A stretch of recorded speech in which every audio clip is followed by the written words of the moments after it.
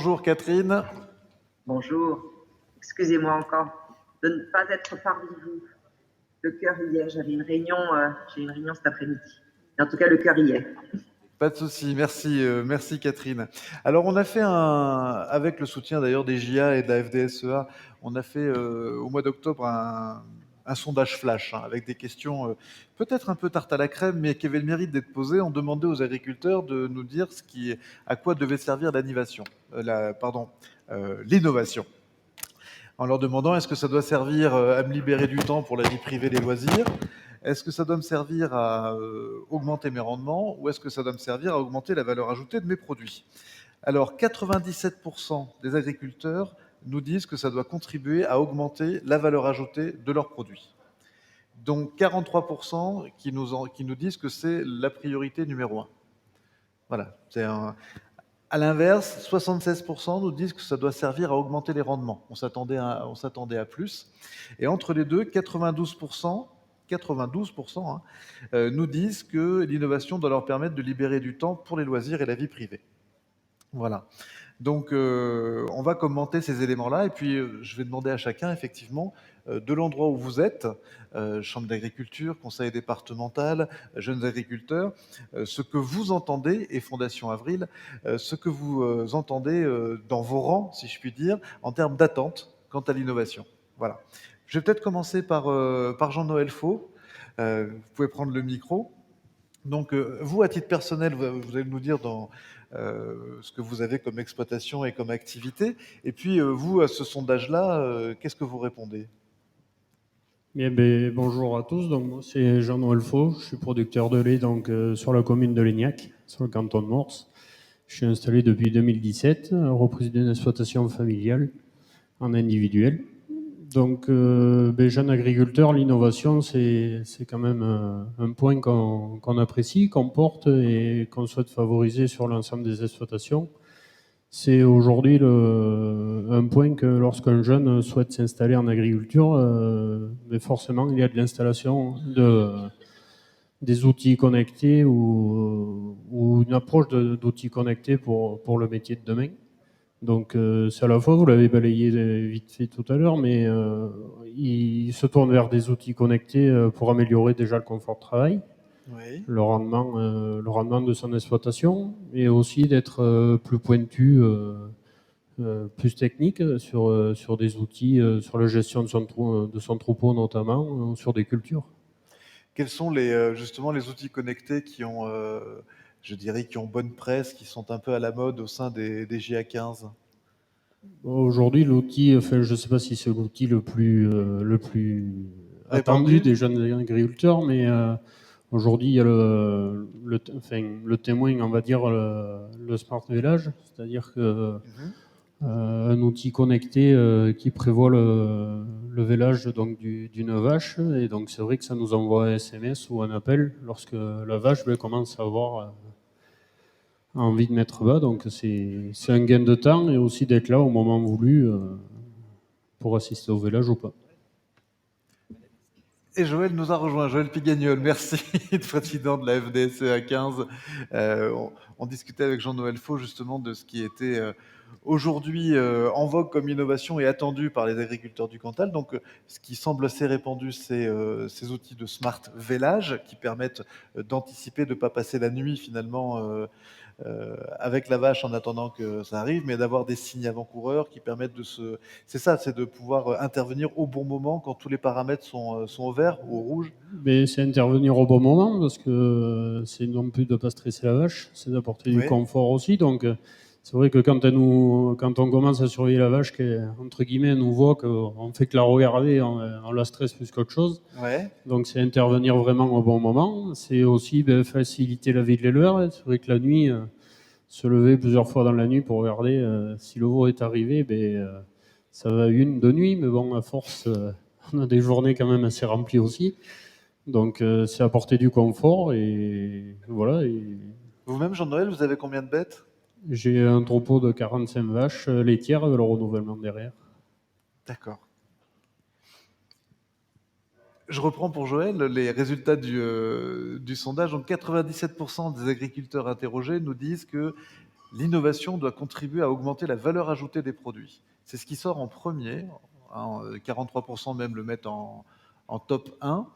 En deuxième, on a l'innovation doit leur permettre de libérer du temps pour les loisirs et la vie privée, et on a que 76% qui nous disent que ça doit contribuer à augmenter les rendements. Qu'est-ce que vous inspirent ces résultats?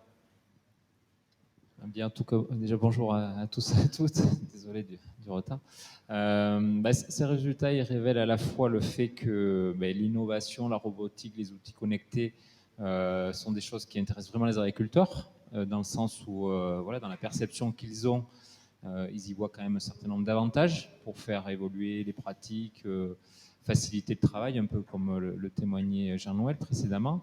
Mais c'est vrai que ça ne va pas non plus révolutionner le cœur de notre métier. C'est-à-dire que surtout en tant qu'éleveur, cette relation à l'animal, l'observation, quelque part ce feeling qui fait que quand on est éleveur, on peut anticiper des choses.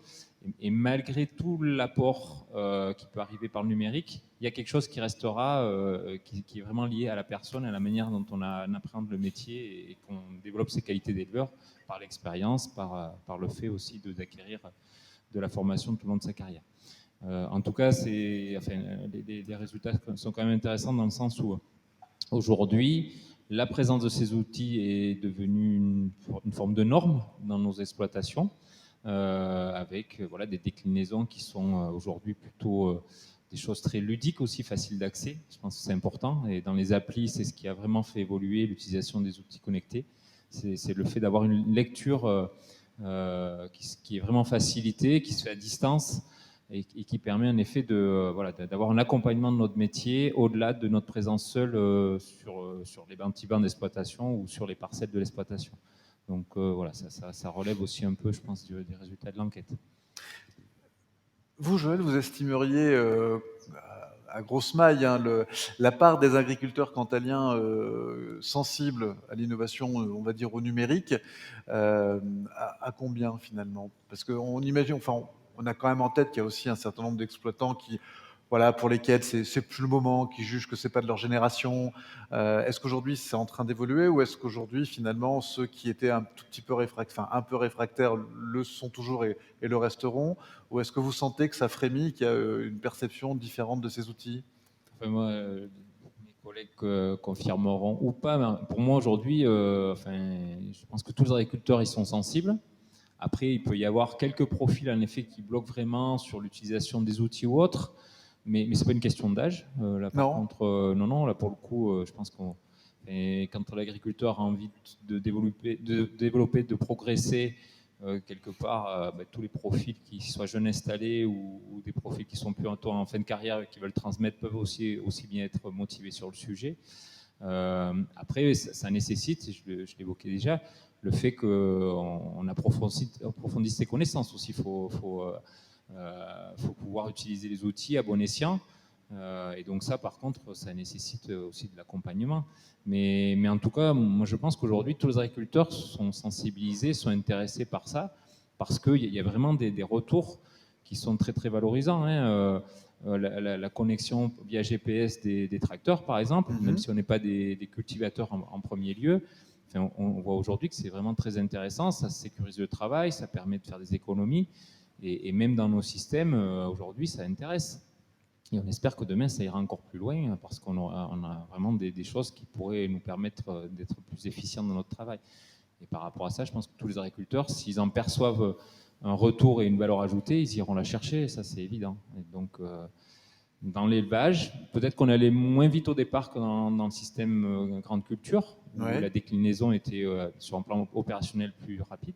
Je pense qu'aujourd'hui, on a franchi le pas, et ça fait partie de notre métier, et tout le monde, à un moment ou un autre, veut essayer d'aller chercher ce plus qui peut l'aider dans son travail.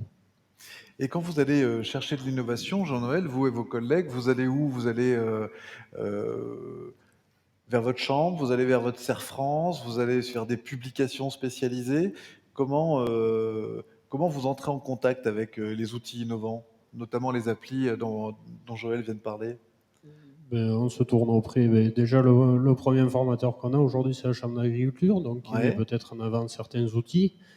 Et puis après, on a Internet, qui aujourd'hui est arrivé sur nos exploitations et qui on se sert assez. C'est un outil pour nous qui est devenu au quotidien. Et puis c'est des revues de presse et c'est également lors des sommets, notamment le sommet de l'élevage, qui aujourd'hui enfin, fait partie des salons où... De vos rendez-vous habituels et incontournables. Ouais. Ouais. Et vous avez vu quoi cette année qui vous a intéressé au sommet de l'élevage? Ouais, comme disait Joël, enfin, les barres de guidage pour mettre sur les tracteurs, pour limiter, respecter l'environnement aussi avec les intrants. Il y a toujours une technologie assez large sur l'élevage, sur les tracteurs, sur les bâtiments. Et donc c'est vrai que c'est intéressant. Et je pense que demain, les générations qui vont s'installer demain vont vivre avec ces outils connectés. Et c'est aussi un outil qui va permettre peut-être d'attirer des jeunes qui ne sont pas forcément dans l'agriculture, et pour pallier au renouvellement des générations. Donc c'est un outil aussi qui peut mettre notre métier finalement en exergue devant, voilà, qui peut attirer dans le métier. Et c'est des outils qui vous permettent de libérer un peu de temps, parce qu'on Smart Village, on l'a compris, ça vous permet de mieux dormir. Mais est-ce qu'il y a d'autres outils? Est-ce que pour vous, libérer du temps pour les loisirs, la vie privée, c'est aujourd'hui quelque chose qui vous paraît important, comme 92% de nos répondants, ou c'est encore un peu secondaire? Le sondage vous le montre, 92% attendent cette attente. Donc et c'est l'attente aussi des jeunes qui arrivent dans ce métier, d'avoir une vie de famille à côté, du temps libre, de prendre des vacances ou simplement d'avoir une soirée À soi? à soi. Donc c'est des outils, oui, qui nous permettent de gagner du temps et tout en apportant de la technique et de la surveillance sur le cheptel notamment. Merci, mais cette jeune génération, elle est dans la salle aussi, puisque le lycée Georges Pompidou, lycée agricole, a mobilisé un certain nombre de ses étudiants en BTS notamment. Donc on leur donnera la parole, on fera passer le micro pour leurs questions tout à l'heure. Chantal Cor, donc vous êtes première vice-présidente de la Chambre d'agriculture du Cantal. Quels sont aujourd'hui les besoins exprimés par les agriculteurs qui sont vos adhérents, vos bénéficiaires? Qu'est-ce qui ressort en première analyse de leurs attentes vis-à-vis de l'innovation? Je pense, comme tous ceux qui viennent d'être dit, qu'effectivement, tout le monde attend toujours plus d'innovation et de facilité dans le travail. Parce qu'aujourd'hui, par exemple, alors, je ne fais pas partie de la génération Internet et les smartphones, je ne suis pas née avec. Il n'empêche qu'on a tous des animaux, puisque quand on est dans le Cantal, on est plutôt éleveur. Et il y a un outil formidable qui s'appelle Sinel, qui fait que quand une vache vèle, eh bien on déclare le veau, on a la liste des boucles, on fait toutes les notifications sur notre application, et du coup, on gagne aussi du temps, puisqu'on n'a pas besoin de refaire ça quand on arrive à la maison. Ouais. Donc ça, et je pense qu'aujourd'hui, on ne peut pas dire que 100% des éleveurs font ça, mais je m'avance peut-être un peu. Peut-être aujourd'hui, on est à 95% des gens qui déclarent de cette manière-là leur mouvement d'animaux, qui est quand même quelque chose de réglementaire, d'obligatoire, mais au-delà de ça, qui nous rend service aussi.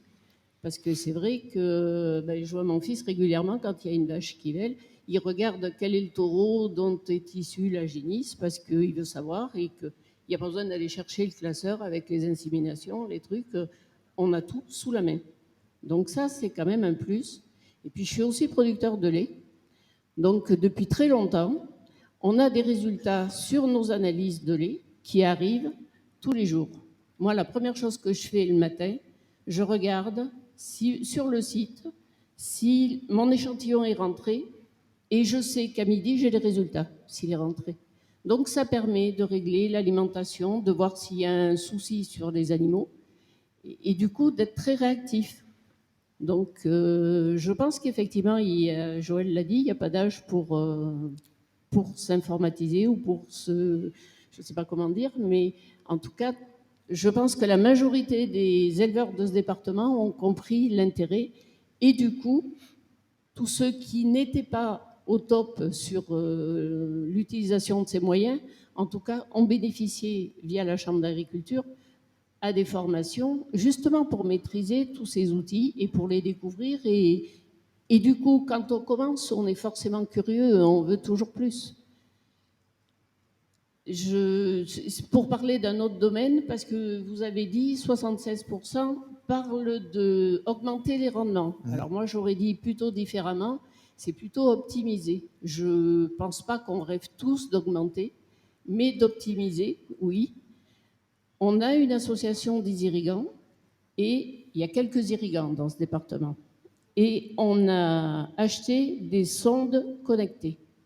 C'est des sondes que l'on met en place quand on sème le maïs, puisque chez nous, c'est plutôt du maïs qui est irrigué, qui mesure 1 mètre et qui mesure l'humidité du sol tous les 10 centimètres et qui permet de savoir à quel moment il faudrait lancer l'arrosage, à quel moment il faut l'arrêter, quelle quantité d'eau il faut mettre.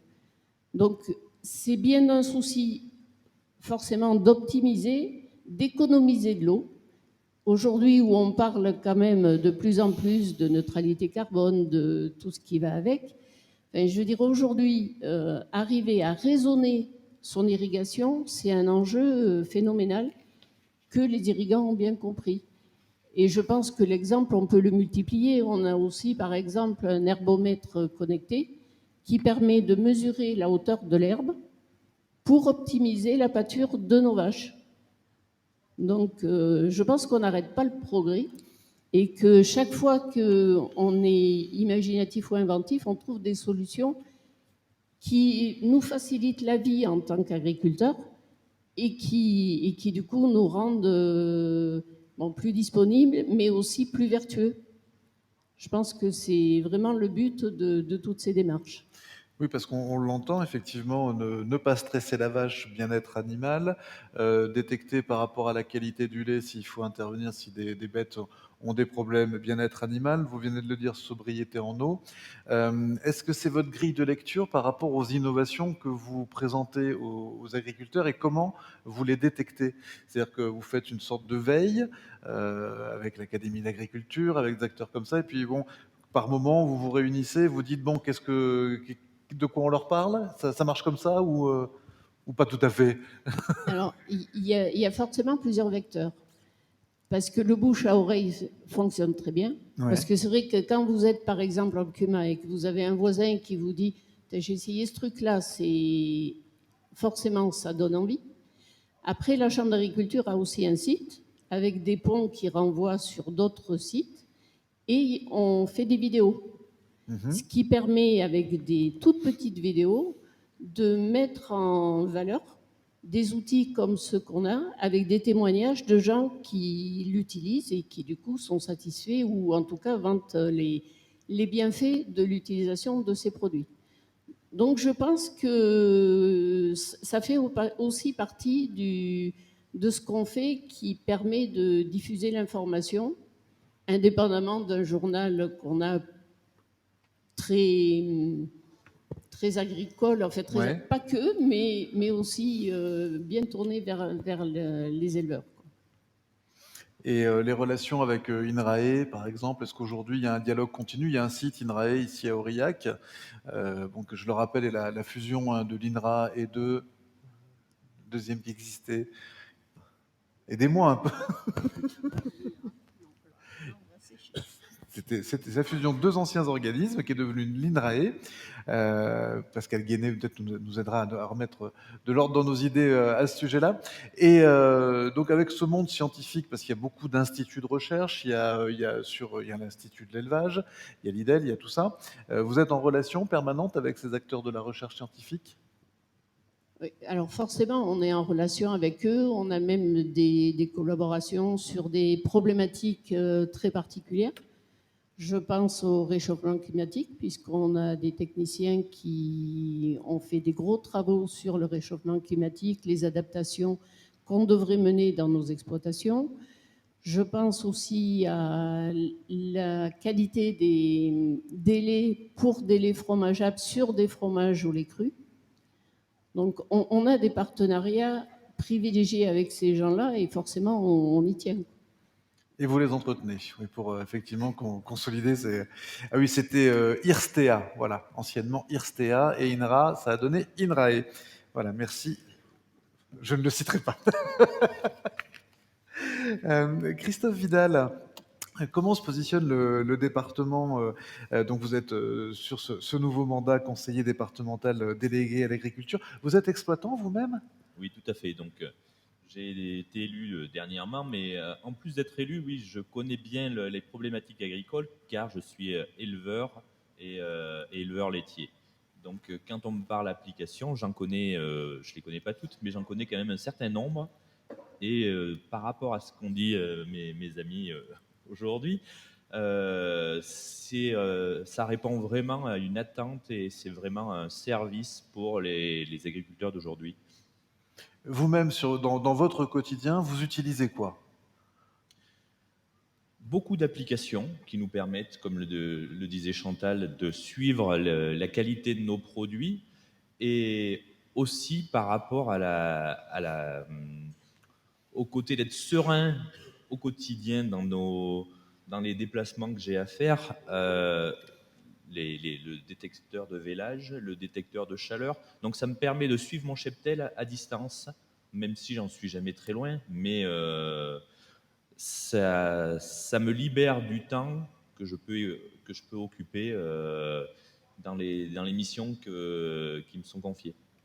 Est-ce que du coup, ce temps libéré vous permet peut-être de diversifier un peu votre activité? On a AgriVillage qui intervient cet après-midi, on parlera d'agrotourisme, on parlera de différentes choses qui sont des activités annexes de l'agriculteur pour fabriquer de la valeur ajoutée latérale. Est-ce que ça fait partie des choses auxquelles vous réfléchissez ou que vous voyez autour de vous? Alors ça se pratique énormément. Après, personnellement, non, c'est pas dans cette démarche que je me suis investi, mais ça correspond à une demande, donc il faut y aller, quoi. Et vous parliez effectivement de savoir donc où sont vos bêtes, de suivre leur vie. On parle derrière de traçabilité en fait. Est-ce que vous arrivez à valoriser les données liées à la vie de vos bêtes par rapport à la qualité du produit, à sa valorisation? Est-ce qu'aujourd'hui on arrive à faire ce pont progressivement en disant bah, mes bêtes ont une bonne vie, donc la viande est bonne ou le lait est bon? Est-ce qu'on est sur ce chemin-là ou pas? Bien sûr, moi je vous citerai un outil qui correspond pareil à une attente des agriculteurs, c'est le détecteur connecté de niveau de citerne à eau. On peut avoir la préoccupation de savoir si nos animaux ont à boire. Grâce à cet outil, on ne se pose plus la question. On est en contact direct avec la quantité d'eau qui leur reste dans la pâture. Donc le bien-être est là aussi, à travers ces outils. Ces questions de traçabilité et donc de data, est-ce que la Chambre se pose aujourd'hui des questions? Parce qu'il y a énormément de données. On disait encore ici sur Smart Agri, on l'a dit en 2019, on l'a redit en 2020. Pour l'instant, les fabricants de tracteurs ont plus de données que les agriculteurs eux-mêmes, alors que c'est les agriculteurs qui produisent cette donnée en travaillant. Est-ce qu'il y a des chantiers qui sont ouverts dans les chambres d'agriculture? Sébastien Winsord nous en dira peut-être un mot tout à l'heure. Mais est-ce que c'est un sujet sur lequel vous travaillez actuellement à la Chambre? Le sujet de la propriété des données, c'est toujours quelque chose de compliqué. Enfin, de compliqué. Elles appartiennent aux agriculteurs. On fait en sorte que les agriculteurs ne payent pas deux fois. C'est-à-dire? Parce qu'on a beaucoup de gens autour de nous qui voudraient profiter de nos données pour nous revendre des services derrière. Donc, on essaie d'être attentif à ça pour que les gens, justement, viennent plutôt en formation pour savoir utiliser leurs données et n'aient pas besoin, entre guillemets, de services parallèles payants pour utiliser des données qu'ils ont eux-mêmes fournies. Donc, c'est toujours un exercice périlleux, mais c'est vrai qu'on intéresse beaucoup de gens.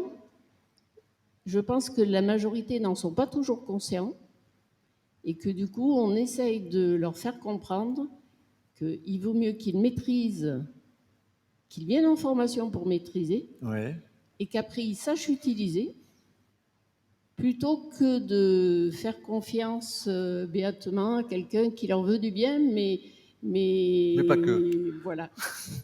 Joël, à la FDSEA, sur cette question de la propriété des données que vous produisez et contribuez à produire, c'est des sujets dont vous parlez? Alors, Je rejoins Chantal sur l'analyse. Après, c'est pas un sujet qui revient sur la table quotidiennement, mais c'est vrai que de temps en temps, la réflexion est portée. D'autant plus que, enfin, tu évoquais la situation de l'accompagnement des offices publics, type INRAE aujourd'hui ou autre, mais c'est quand même le secteur privé qui est beaucoup plus en pointe aujourd'hui sur le développement du numérique et des outils connectés, parce que ça se traduit par des supports commerciaux à vendre, qui fait qu'il y a un vrai développement. Et du coup, le secteur privé derrière, en effet, c'est quelle maîtrise on peut avoir une fois qu'ils sont partenaires de l'exploitation et qu'ils sont aussi, quelque part, ils ont accès aux données. Et si les agriculteurs ne se protègent pas, demain, on peut avoir un traitement qui est privatisé dans le service, c'est-à-dire dans le traitement des données. Donc ce sujet est discuté. Alors c'est plutôt dans les instances nationales que se fait ce travail. Mais c'est un enjeu de demain. C'est un enjeu de demain parce que c'est des éléments qui permettent de suivre les troupeaux. Donc ça a été évoqué par mes collègues éleveurs laitiers, mais on a les mêmes éléments sur la partie viande bovine avec le pesée des animaux ou autres, qui sont aussi des données intéressantes, qui compilées derrière donnent des valeurs génétiques. Et ces données génétiques font le lien aussi avec les schémas de sélection. Et il y a aussi aujourd'hui des possibilités de voir une privatisation des schémas de sélection. En fait, on a tout un engrenage qui existe dans d'autres pays et ailleurs dans le monde, en particulier aux États-Unis, où voilà, toutes ces données aujourd'hui représentent une valeur. Et donc, on a intérêt à protéger. Mais la meilleure protection, je pense, c'est que l'éleveur lui-même ait capacité à absorber les données et à les traiter de par lui-même. C'est déjà le premier moyen de les préserver. Merci Joël Pigagnol. Avant de revenir vers Christophe Vidal pour évoquer la stratégie départementale sur ce nouveau mandat au niveau de l'agriculture et de l'innovation, on va faire un détour par Paris avec Catherine Bureau, donc directrice déléguée de la Fondation Avril. Qui était donc à Fondation Avril, qui était avec nous dès 2019 pour lancer son appel à projet sur le Massif central. Il y en a un autre qui démarre en Nouvelle-Aquitaine. Et puis, en matière d'actualité, il y a aussi la démarche Make It Agri. Donc, je vais laisser Catherine nous redire quelle est la vocation de la Fondation Avril et nous donner des nouvelles de ces 3 initiatives. Bonjour à tous. Donc, merci de me donner la parole. Je voudrais juste revenir sur le débat que vous avez eu.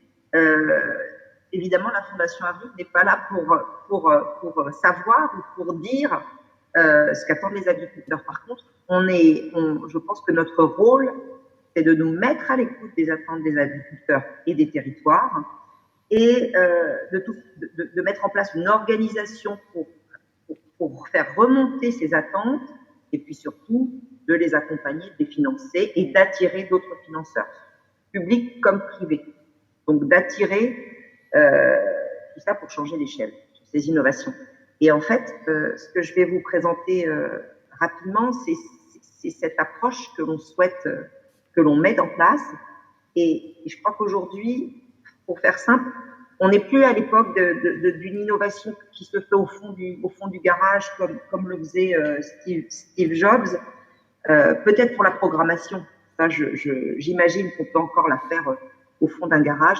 Par contre, je crois que une véritable innovation structurelle, voire disruptive, doit se faire à plusieurs.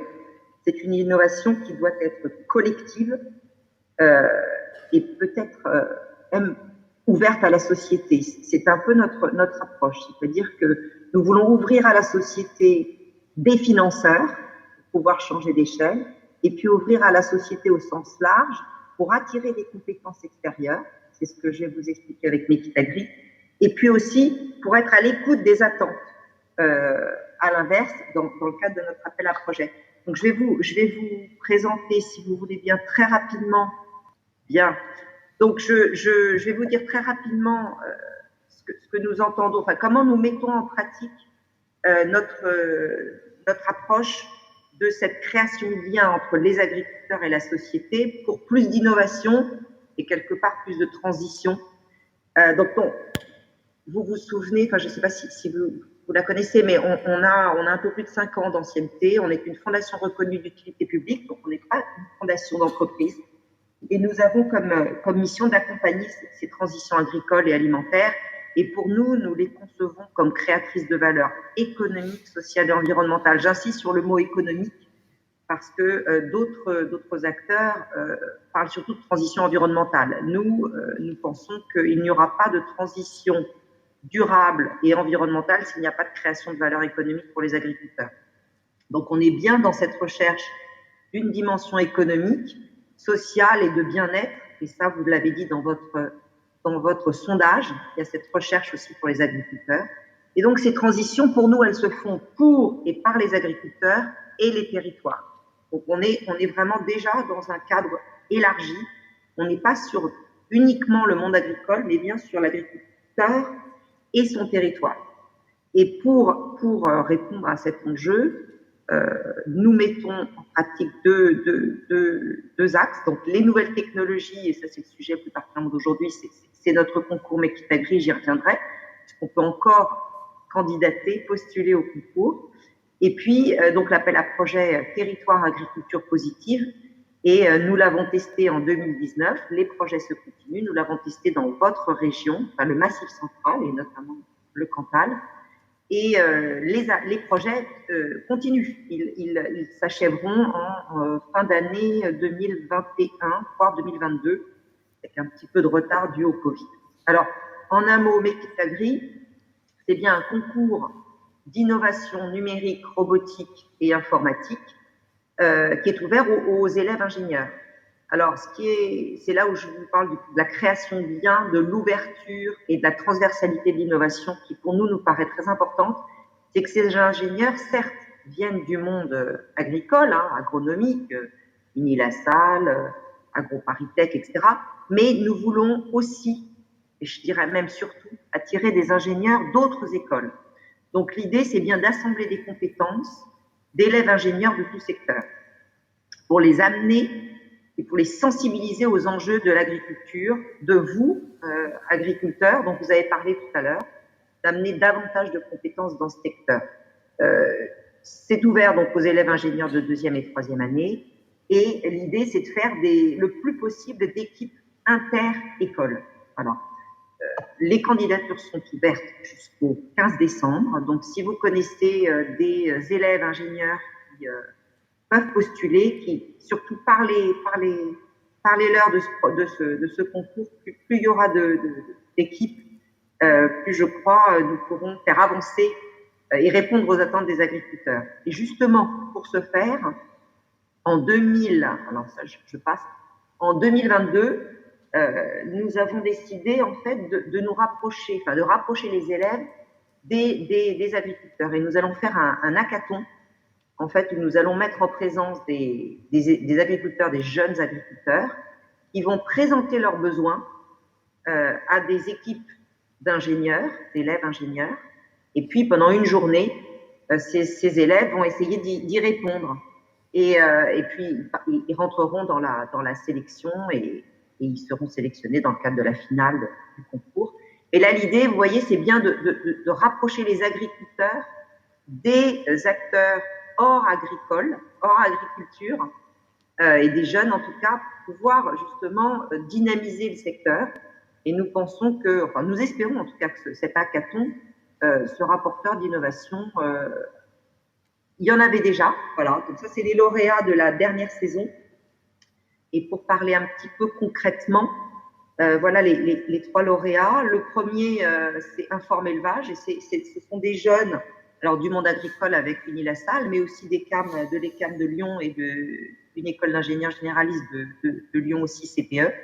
Et l'idée, c'était de ils ont mis en place un logiciel qui permet à l'agriculteur, et avec alors il y a beaucoup de vétos qui sont impliqués. L'idée, c'est que l'agriculteur puisse interroger le logiciel vocalement pour identifier la maladie qui toucherait son cheptel, et le logiciel lui donne une espèce essaye d'identifier la maladie et puis donne un guide de bonne pratique. Évidemment, ça ne remplace pas le vétérinaire, on est bien d'accord, mais ça peut soulager économiquement, gagner du temps, ça c'est important, puisque c'est la première attente visiblement des agriculteurs. Donc il y avait ce projet-là. Un dernier projet Tout roule sur la sécurité qui semble là aussi peut-être répondre aux attentes des agriculteurs, mais là plus en termes de sécurité. C'est un boîtier qui est placé sur l'utilisateur et qui, s'il se sent en danger, peut appuyer sur le boîtier et ça stoppe toutes les machines qui sont appareillées, si donc il y a un danger détecté. Donc il y a plusieurs, bon, il y a une dizaine de lauréats déjà. J'espère qu'on répond en partie, en tout cas, aux attentes des agriculteurs, c'est le but. Après, pour l'appel à projet, donc je vais peut-être être plus rapide. Donc cet appel à projet qui s'appelle Territoire Agriculture Positive et qui est destiné à favoriser l'émergence de projets créateurs de valeur partagée sur les transitions agricoles et qui incite les agriculteurs à travailler avec les acteurs des territoires. Donc d'élargir je dirais le collectif, certes aux agriculteurs, aux acteurs des filières, mais aussi aux acteurs hors filière. C'est un cycle d'appel à projet qui se déroule tous les 2 ans. Le premier donc était dans le Massif central et j'avoue que ça m'a laissé une très très bonne impression parce que je crois que c'est un territoire innovant, avant-gardiste sur cette approche territoriale justement notamment. Et donc cet appel à projet vise à faciliter l'émergence de projets multi-acteurs comprenant des agriculteurs, avec un soutien financier à l'ingénierie et l'animation de projets, en amont donc de la phase d'investissement. C'est la partie la plus complexe en fait à financer parce que quelque part elle est risquée. Et c'est là où une fondation a tout son rôle par rapport à un investisseur qui demande à être assuré et avoir plus peut-être de garanties financières. Et puis, il y a un deuxième volet sur l'appui à la montée en compétences et à la capitalisation. Donc, sur le massif central, donc on était en partenariat avec le commissariat de massif et la DRAF, donc l'État. Hein, et nous aimons beaucoup ce partenariat public-privé pour pouvoir déjà faire effet levier sur des financements, puisque dans le massif central, nous avons mobilisé 225 000 € sur ce projet. Nous en avions apporté 200 000, ce qui pour nous est déjà très important. Pour la deuxième édition, donc, qui se lance là dans le bassin d'Argaronne, à Dour-Garonne, nous avons réussi à en mettre plus et à mobiliser à peu près 1 million avec l'Agence de l'eau, la région Nouvelle-Aquitaine et les DRAF. Donc l'idée là, c'est bien de les attirer, de les sensibiliser aux enjeux de l'agriculture et je finirai en vous montrant Saint-Flour communauté. C'est les projets qui ont été sélectionnés dans le Massif central. Je ne pense pas qu'on vous les ait déjà présentés.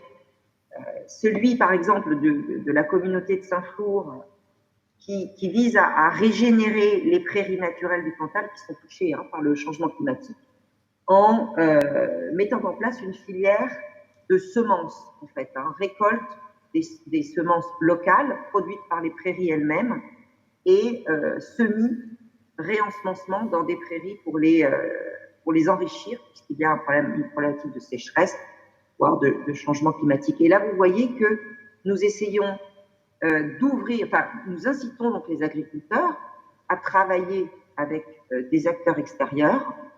Et là, par exemple, Saint-Flour Communauté, qui est même le chef de file. Et nous pensons que, nous apporterons davantage de financement au secteur agricole, et 2, nous répondrons davantage aux enjeux, aux attentes et des agriculteurs et des territoires. Et nous permettrons ainsi de faciliter l'ancrage, d'améliorer l'ancrage de l'agriculture dans son territoire. Alors, je ne dis pas que les agriculteurs ne sont plus ancrés dans le territoire. Évidemment, je ne me permettrai pas de dire ça. Mais je crois qu'avec les polémiques qu'il y a, avec les attentes fortes en particulier qu'il y a aussi depuis quelques années, nous devons réapprendre à nous ouvrir à la société, à les écouter et à travailler avec. Voilà, c'était peut-être ma conclusion. J'ai été un petit peu longue, je m'en excuse. Tout va bien, Catherine. Merci beaucoup. Merci pour cette présentation. Vous étiez au courant de cette initiative à Saint-Flour ? Oui. Ouf. Christophe était au courant, en l'occurrence. Merci beaucoup. Oui, donc le type d'intervention, il est encore possible de présenter des projets sur Massif Central, hein. Alors, non, Non, sur le Massif Massif Central, Central, l'appel à c'est projet clos. est clos. Par contre, D'accord. on suit les projets, on les accompagne. En revanche, sur Mekitagri, donc concours national, Oui, là, vraiment, n'hésitez pas, si vous avez des jeunes autour de vous qui sont dans des écoles d'ingénieurs, incitez-les à proposer des projets. Il y a un accompagnement, alors il y a un soutien financier et un accompagnement aussi d'experts. Je pense que ça peut les faire grandir et les sensibiliser aux enjeux des nouvelles technologies en agriculture. super. Donc, Make It Agri. Effectivement, ce concours est ouvert de manière permanente. En tout cas, voilà, réagissez là-dessus. Merci encore Catherine Bureau, Fondation Avril. Donc, Christophe Vidal, quels sont les objectifs que vous vous donnez avec le département en termes d'accompagnement des agriculteurs sur ce nouveau mandat et quelle est la part de l'innovation dans cet accompagnement? Alors, tout d'abord, le département du Cantal a une agriculture de très haute qualité qui est reconnue. Et donc, le rôle des collectivités, donc tout à l'heure, on a parlé de Saint-Flour Communauté, mais aujourd'hui, c'est le département. On doit être à l'écoute de nos partenaires agriculteurs et les accompagner dans leur avancée pour faciliter leur travail au quotidien et réellement être à leur côté. Nous sommes des partenaires pour communiquer sur notre département, sur nos produits. Et comme l'a dit le président Faure tout à l'heure, on travaille sur la valorisation de nos produits à travers les différents outils mis en place. On doit s'améliorer de plus en plus dans l'attractivité de notre département, et l'attractivité passera par la promotion de nos produits, de nos savoir-faire et notre bien vivre. Mais vous corrélez de manière complètement directe la promotion des produits du Cantal et la promotion du Cantal lui-même. Pour vous, c'est une solution de continuité. Bien sûr, le département n'a pas que son agriculture, mais l'agriculture joue un grand rôle dans l'économie du département. Je vais me tourner vers la relève. Je vais venir vers vous avec le micro aussi pour voir si vous avez des questions à l'attention de nos panélistes.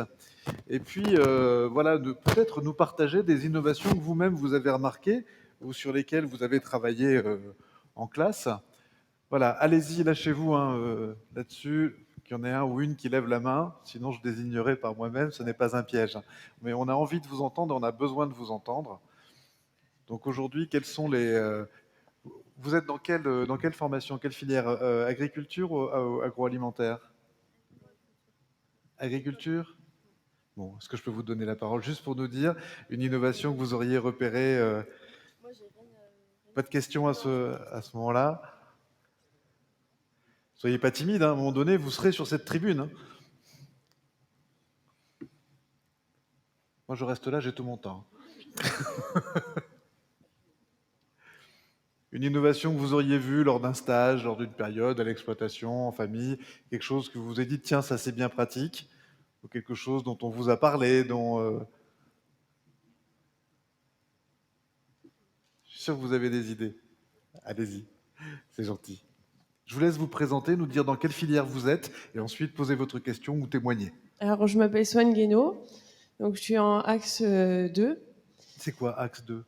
C'est analyse et conduite du système d'exploitation. D'accord. Donc voilà.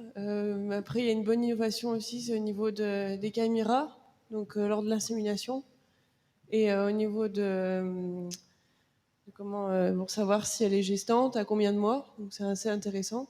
Des caméras permettent de suivre Voilà. le niveau de gestation. Enfin, Comment ça marche? c'est une espèce de sonde qu'on met à l'intérieur de l'appareil génital de la vache. Ouais. Et ça permet de savoir du coup à quel âge elle est gestante, enfin combien de temps elle est gestante, s'il y a un veau déjà. Ouais. Donc c'est assez intéressant. Après je sais pas si si d'autres animaux peuvent faire ça, je sais pas. Si Moi non dans les plus. porcs, etc. Peut-être que Joël Et Jean-Noël pourrait nous répondre là-dessus. Vous connaissez ce système de caméra? Oui. Oui, bien sûr, c'est le système d'échographie qui est utilisé pour savoir en effet la gestation des animaux. Alors ça existe aussi en ovin, je sais, en équin. Oui. Après, ce qui a vraiment évolué là-dessus, parce que l'outil existe depuis quand même pas mal de temps, c'est la qualité image, parce qu'on est sur des supports numériques aujourd'hui.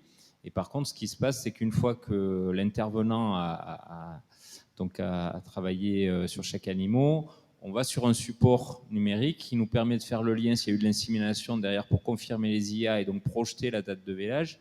Et dans tous les cas, ça nous permet en effet d'avoir sur les suivis de logiciels de troupeaux sur le fait de catégoriser les animaux, gestants, non gestants, et donc prévision de date de vélage, etc. Donc ça rationalise derrière tout le travail. Donc de ce point de départ qui est décrit là, il y a toute une déclinaison de suivi du troupeau qui se fait.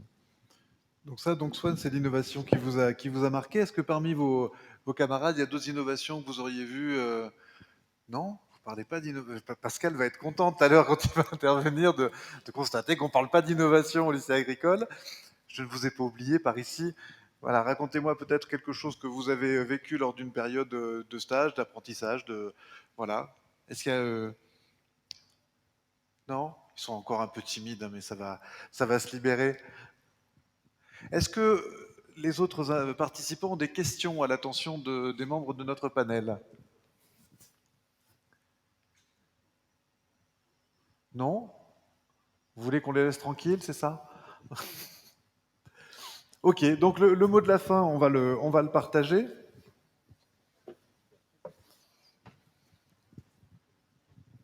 Donc si on doit résumer, effectivement, alors vous le savez, il y a une feuille de route, on va en parler tout de suite avec Jérôme Leroy notamment, qui a été confié au président de la ferme digitale pour identifier les besoins de l'agritech, filière donc agricole de la French Tech, hein, des entreprises du numérique et d'innovation pour l'agriculture.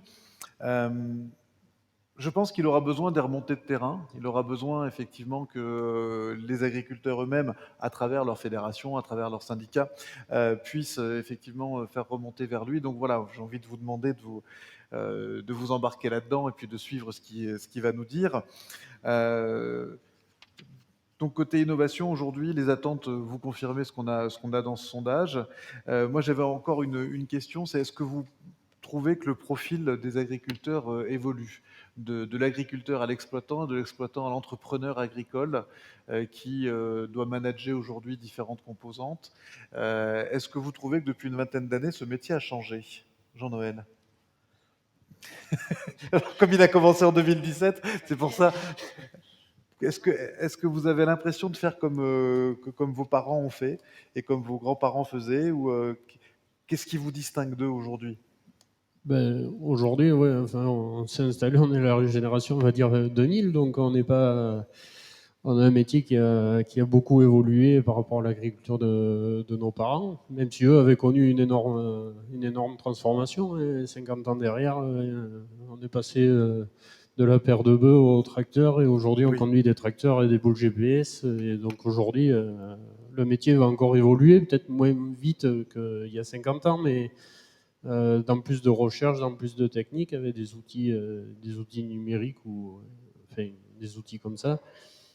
Mon regard, moi, enfin, je suis installé que depuis 2017, donc c'est peut-être c'est encore tout récent. Le profil que l'on a, on est toujours motivé, et on approchera plutôt un peu plus de technique dans le métier.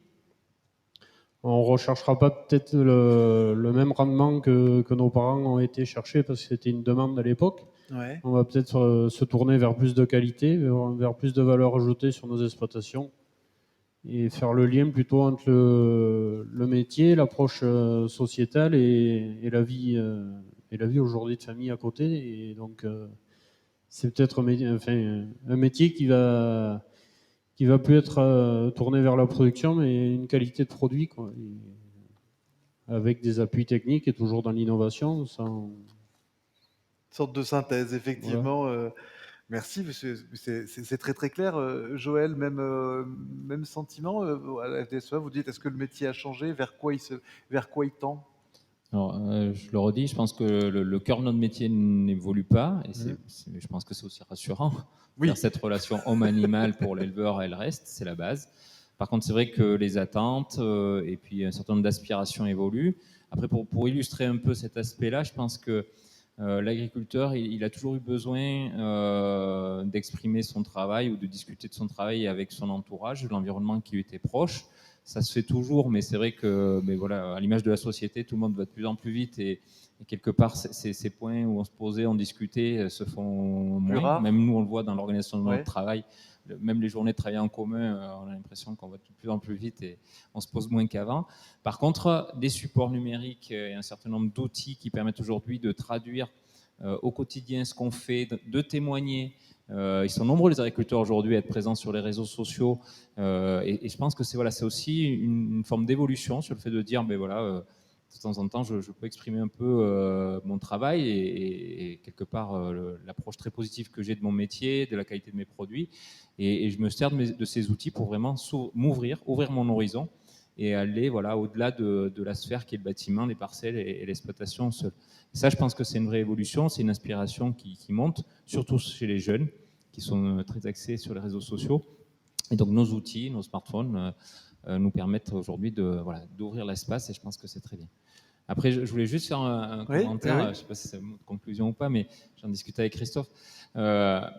Tous ces outils connectés, il faut envie de manière générale. Après, vous avez un niveau d'investissement en fonction des outils qui va de quelques euros à des centaines de milliers d'euros en fonction du niveau de l'investissement et du besoin qu'on peut avoir. Par contre, dans tous les cas, je pense que ce qui est important, c'est avoir de l'accompagnement à ces investissements. Donc c'est aujourd'hui une tendance générale. Le plan de relance porté par l'État, le président Wauquiez au travers de la région Aura emporte un certain nombre, plutôt ces investissements de grande ampleur. Et c'est vrai qu'on a pu travailler avec le département un volet d'accompagnement sur l'équipement en outils numériques, outils connectés pour l'élevage, plutôt sur du petit matériel, on va dire, mais qui concrètement apporte une vraie plus-value. Ouais. Et donc cette enveloppe qu'aujourd'hui anime Christophe en tant que délégué à l'agriculture, et nous, elle est effective cette année, elle devrait être reconduite les prochaines années. Et je pense que c'est aussi quelque chose qui est politiquement, qui donne un vrai sens aussi au développement des outils connectés à l'innovation, parce que on a aussi besoin de ce coup de pouce à un moment pour se lancer et asseoir cette capacité à accéder à ces nouveaux outils. C'est intéressant ce point de vue, les réseaux sociaux et le numérique comme outil qui permet de casser l'isolement que vivaient jusqu'à une certaine époque. Et oui, on voit des agriculteurs youtubeurs qui font des choses assez formidables d'ailleurs, et ils sont sur les réseaux, ils s'organisent. Avant de donner le mot de la fin à Christophe Vidal, Chantal Cor, est-ce que vous souhaitez partager votre mot de la fin sur cette question de l'innovation? Peut-être un appel à venir nourrir ce travail-là au sein des chambres, comme va certainement nous le dire Sébastien Windsor. Oui, alors effectivement, je rejoins ce qui a été dit parce que je fais partie d'une génération qui était plutôt papier. Et aujourd'hui, on voit bien que l'évolution, c'est plutôt le sans-papier et le numérique. Mais ça, je pense que tout le monde y trouve son compte, Oui. même si ça paraît compliqué au départ. Après, effectivement, je pense qu'on a besoin de formation et qu'on en aura encore besoin. Et que de toute façon, il faut, je le redis, il faut qu'on arrive à maîtriser nos données. On est avant tout des chefs d'entreprise. Oui. Donc le jour où on ne pourra plus décider, ou quelqu'un décidera pour nous, ça sera catastrophique. Donc il faut qu'on reste ces chefs d'entreprise et qu'on décide soi-même de ce qu'on veut faire de notre agriculture à notre niveau et de nos exploitations. Donc on a besoin d'être accompagné, je dirais, le plus économiquement possible, parce que je le redis, on n'a pas forcément besoin de services qui vont décider pour nous et qui vont nous dire faut faire ça, faut acheter tel produit ou tel produit. On doit être en mesure, si on est bien accompagné, de pouvoir gérer tout ça tout seul, accompagné. Et puis bon, justement, on trouve des partenaires, c'est ce qu'a dit Joël, ce qu'a dit Christophe aussi, avec le département pour nous aider à s'améliorer dans l'acquisition de ces produits qui nous simplifient la vie et qui permettent, vu les données qu'on récolte, Des possibilités, je pense, on n'imagine même pas l'ampleur des possibilités qu'on va découvrir. Chaque jour, on en découvre. Il y a des modèles d'affaires à travailler sur les données des agriculteurs et pour les agriculteurs certainement.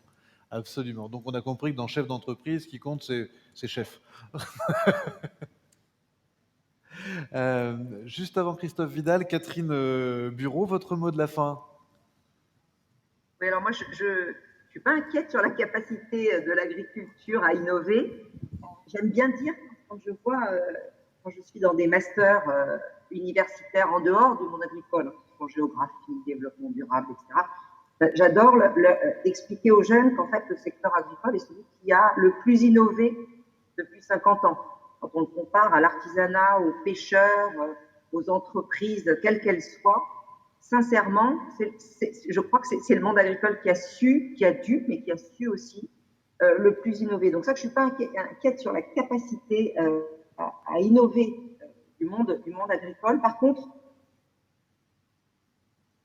à apporter, c'est vraiment, et j'insiste, c'est sur cette capacité ou ce devoir d'ouverture dans votre intérêt, dans l'intérêt du monde agricole,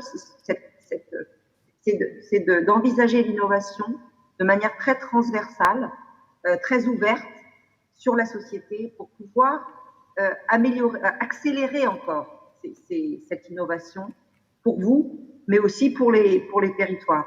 Et donc, d'aller chercher les compétences là où elles se trouvent en dehors du monde agricole, parce qu'il y a des compétences extraordinaires en dehors du monde agricole aussi, par exemple les élèves ingénieurs, mais aussi d'aller chercher, par exemple, des financeurs en dehors du monde agricole aussi.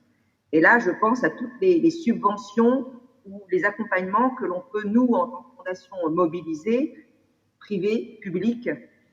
Et ça, je crois que c'est aussi dans l'intérêt des transitions agricoles et de l'innovation. Voilà. Merci. Merci beaucoup Catherine. Absolument, oui. De la transversalité, de l'ouverture, c'est le creuset de l'innovation. Et ici, on le voit ici dans le Cantal, on le verra à 11h30 avec le lancement de Conso Cantal. On sait travailler ensemble, département, chambre d'agri, État. Christophe Vidal, le mot de la fin de cette table ronde. Alors juste en quelques mots, comme on l'a dit, aujourd'hui, une exploitation agricole, c'est une entreprise avec un chef d'entreprise et toute une gestion derrière. La formation de nos futures générations est très très importante et on doit répondre à une attente donc de la population et s'adapter au quotidien. Donc très très important de vous former et d'acquérir les moyens de communication, de promotion qui seront demain nécessaires à la viabilité de notre métier.